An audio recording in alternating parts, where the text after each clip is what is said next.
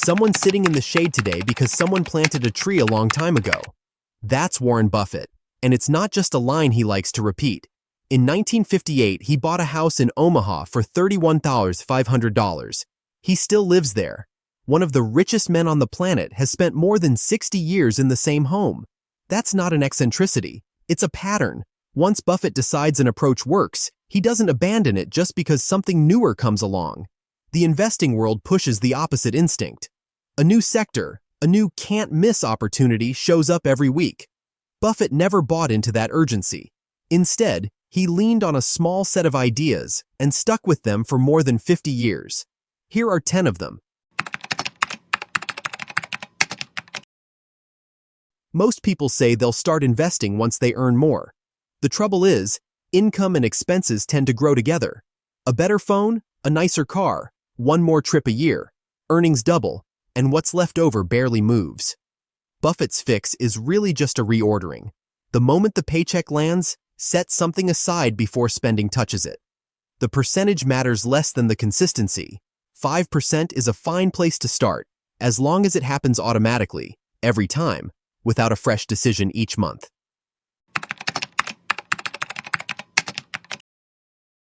Open a trading app and you don't actually see a company. You see colored lines, percentages, red and green arrows.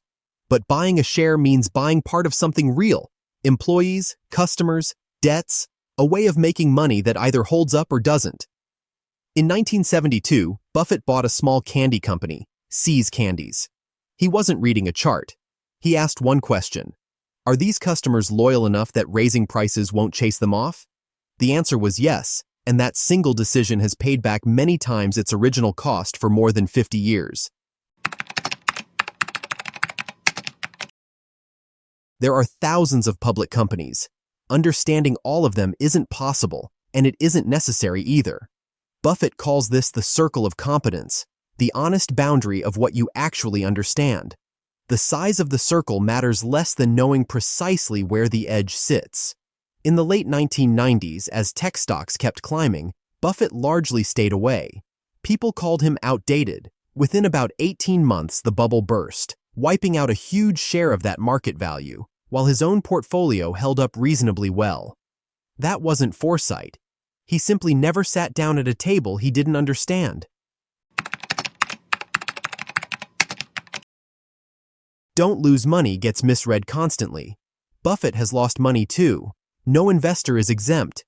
The real issue is arithmetic. Lose 50%, and getting back to even requires 100% gain, not 50. The bigger the hole, the more disproportionate the climb out becomes. That's why he keeps a large cash position at all times. When markets are rising, this looks inefficient. But that cash is exactly what lets him move when an opportunity actually shows up. A business can be profitable today. The real question is whether that profit survives the next 5 years. Buffett calls this an economic moat, brand strength, the cost of switching away from a system, a scale advantage that's hard to replicate. Coca-Cola's formula isn't really a secret. What no competitor can buy is a century of trust. The question isn't, is this profitable now? It's, how easily could someone else take that profit away? Those first 5 rules are about what to look for. The next 5 are just as important, and they're about something different: how you hold on to what you already have. Management always talks about growth, opportunity, transformation. Whether that story is true shows up in the financial statements. 3 questions usually do the job. Are sales genuinely growing? Is debt under control? Does the reported profit actually turn into cash or just sit on paper? A company can look profitable and still be short on cash. It sold something it hasn't collected on, or built inventory nobody's buying. You can find a company with a strong brand, low debt, and sharp management. But if the market is already charging a premium for all of that, your return going forward will be limited. Pay $10 million for a house worth $5 and you own something nice. You didn't make a good investment. The reverse is also true. A falling price doesn't automatically mean a bargain. Sometimes the drop reflects a real problem. Buffett looks for 3 traits in management: competence, drive, and integrity.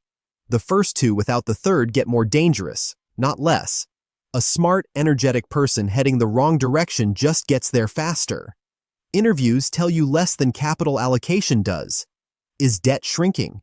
Is money going into things that earn a return, or into acquisitions made mainly to look bigger? A well-researched stock doesn't have to move the day you buy it. It can sit flat for months, sometimes a year. Most of Buffett's fortune came together after he turned 50. Compounding looks unremarkable early on, then accelerates. But that's not a license to hold forever. If the business itself has genuinely broken down, the decision needs to change. The line is this: patience means defending a thesis that's still true, regardless of the price swinging around it. Stubbornness means defending one that's already stopped being true. Most of Buffett's day isn't spent in meetings. It's spent reading annual reports, industry filings, newspapers. It's the least glamorous item on this list, and also the one holding up the other 9. The circle of competence only stays wide if it keeps getting fed, and spotting a weakening moat requires actually knowing the industry. 10 rules, but they really come down to 2 questions. Do you know what you're looking for, and will you admit it when you're wrong? What set Buffett apart wasn't answering those questions more cleverly than everyone else. It was answering them the same way, without drifting, for more than 50 years. That's a much harder thing to do than it is to say. In the sketchbook economy, every page leads to another. Subscribe and turn the page with me.